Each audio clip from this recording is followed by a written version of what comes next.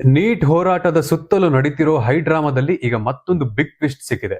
ಹೌದು, ಕೇಂದ್ರ ಸರ್ಕಾರ ಮತ್ತು ಕಾಕ್ರೋಚ್ ಜನತಾ ಪಾರ್ಟಿ ಅಂದ್ರೆ ಸಿಜೆಪಿ ನಾಯಕರ ನಡುವೆ ದೆಹಲಿಯ ಕಾನ್ಸ್ಟಿಟ್ಯೂಷನ್ ಕ್ಲಬ್ನಲ್ಲಿ ಸೆಕೆಂಡ್ ರೌಂಡ್ ಸೀಕ್ರೆಟ್ ಮೀಟಿಂಗ್ ನಡೆದಿದೆ. ಸಚಿವರಾದ ಜೆಪಿ ನಡ್ಡಾ ಮತ್ತು ಜಿತೇಂದ್ರ ಸಿಂಗ್ ಜೊತೆಗಿನ ಚರ್ಚೆ ಬಳಿಕ ಸಿಜೆಪಿ ನೀಡಿದ ಶಾಕಿಂಗ್ ಅಫಿಷಿಯಲ್ ಸ್ಟೇಟ್ಮೆಂಟ್ ಈಗ ಇಡೀ ದೇಶದ ಗಮನ ಸೆಳೆದಿದ್ದು, ಜೊತೆಗೆ ಅಷ್ಟೇ ಚರ್ಚೆ ಸಹ ಆಗ್ತಿದೆ.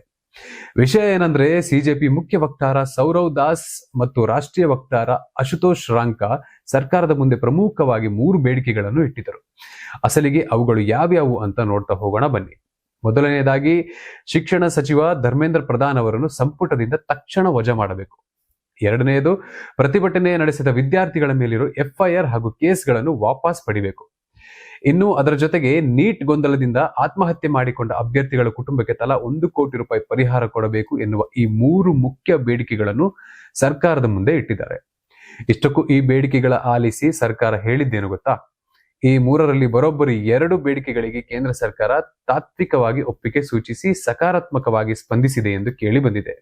ಆದರೆ ಅಸಲಿ ಸಸ್ಪೆನ್ಸ್ ಇರೋದೇ ಧರ್ಮೇಂದ್ರ ಪ್ರಧಾನ್ ಅವರ ರಾಜೀನಾಮೆ ವಿಚಾರದಲ್ಲಿ. ಎಸ್, ಸಿಜೆಪಿ ವಕ್ತಾರ ಅಶುತೋಷ್ ರಾಂಕಾ ತಿಳಿಸಿರೋ ಪ್ರಕಾರ ಧರ್ಮೇಂದ್ರ ಪ್ರಧಾನ್ ಅವರನ್ನು ವಜಾಗೊಳಿಸುವ ಬೇಡಿಕೆಗೆ ಕೇಂದ್ರ ಸರ್ಕಾರ ನಾಳೆ ಮಧ್ಯಾಹ್ನದವರೆಗೆ ಟೈಮ್ ಕೇಳಿದೆ ಅಂತ ಹೇಳ್ತಿದ್ದಾರೆ.